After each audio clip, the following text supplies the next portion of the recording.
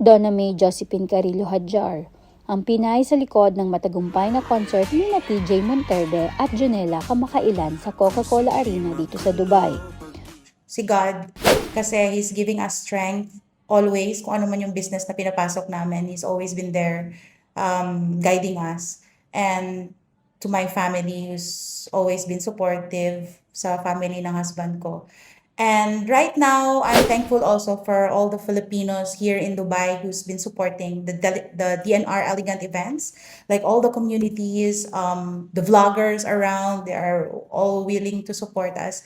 FEMC, the group of people who are always there.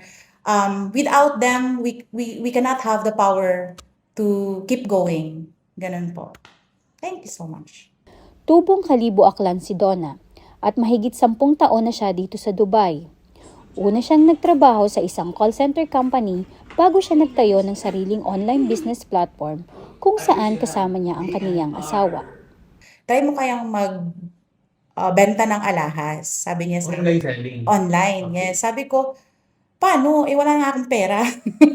Kasi that time, syempre employee lang ako eh. I only have like 1,500 dirham. Imagine. And you will sell gold. Ano yung mabibili mo sa 1,500? So, sabi niya sa akin, gusto mo, ano tayo, mag-partner tayo, ganyan. Kasi nakita niya talaga yung ano ko capacity ko on how I'm doing the sales. Dahil sa kanilang sipag at tiyaga, naging matagumpay ang online business ni na Donna. Bunga sa tagumpay na ito, nadagdagan pa ang kanilang mga negosyo, kaya naman naisip nilang pasukin ang produksyon ng mga concert.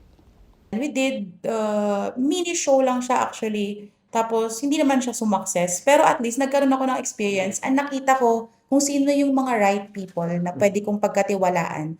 Dahil dito, lalong lumakas ang loob ni na Donna na gumawa ng mas malaking concert at dalhin dito sa Dubai ang sarili nating mundong concert ni na TJ Monterde at Casey Tandingan noong July 13, 2025 sa Coca-Cola Arena. Siya kasi hindi niya kilala yung mga Filipino artist. Hindi talaga kilala. Sabi niya, sino yan? Sabi ko sa kanya, trust me. Sabi ko, ngayon lang. Kasi ang dami-dami kong business na offer sa kanya. Sabi ko, gusto kong mag-salon, gusto kong mag-ganito. Ayaw niya. Dito ko lang siya napa-oo. Sabi ko sa kanya, yung artist na yan, lucky tayo kasi tayo yung binigay sa atin. Kahit na wala tayong experience, we are first time in the industry.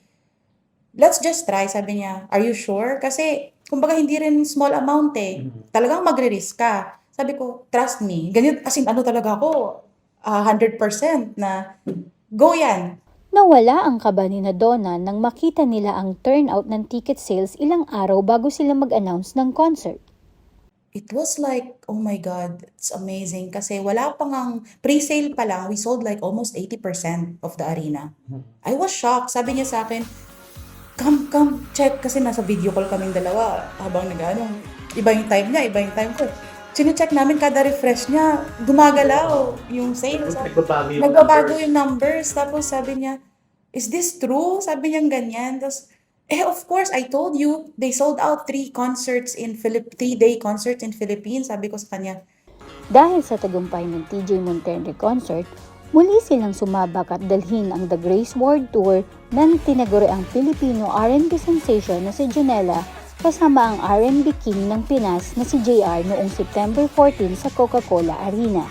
Nanibago kami dahil sa concert ni TJ, pre-sale pa lang, 80%, di ba? So nanibago kami. Ang sabi ko na lang talaga sa kanya, I think it's normal. Not all artists gonna be the same. So kailangan nating i-balance yung self natin. Like, not everyone will be successful. Not every concert that we will do will be successful. So, we need to be patient. At sa huli ay naging matagumpay din ang The Grace World Tour ni na Junella at JR. Nakaka-pressure siya. So, kailangan naming mag-brainstorming araw-araw. Oh, Rami, this is what we're gonna do. Are you okay with it? Yung maganda lang sa amin kasi, hindi kami gumagawa ng something na hindi kami parehong nag-agree.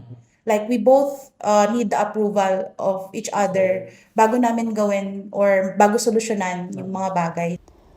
Dahil sa angking sipag, tiyaga at determinasyon, naging matagumpay ang mga negosyo na pinapasok ni Donna. Keep dreaming. If you are dreaming into something, don't stop. keep working on it. Believe in yourself na makakaya mo yung lahat sa pamamagitan ng sipag, tiyaga, and patience. Siyempre, it's the best. Muling magpapasaya ang DNR Elegant Events sa November 29, 2025 para sa Cup of Joe concert na gaganapin sa Coca-Cola Arena. For more information, bisitahin ang website ng DNR Elegant Events. For more news, like and follow the Pinoy News Channel on Facebook, Instagram, and TikTok. Para sa The Pinoy News Channel, Noemi Manrique Caberoid, Dubai, UAE.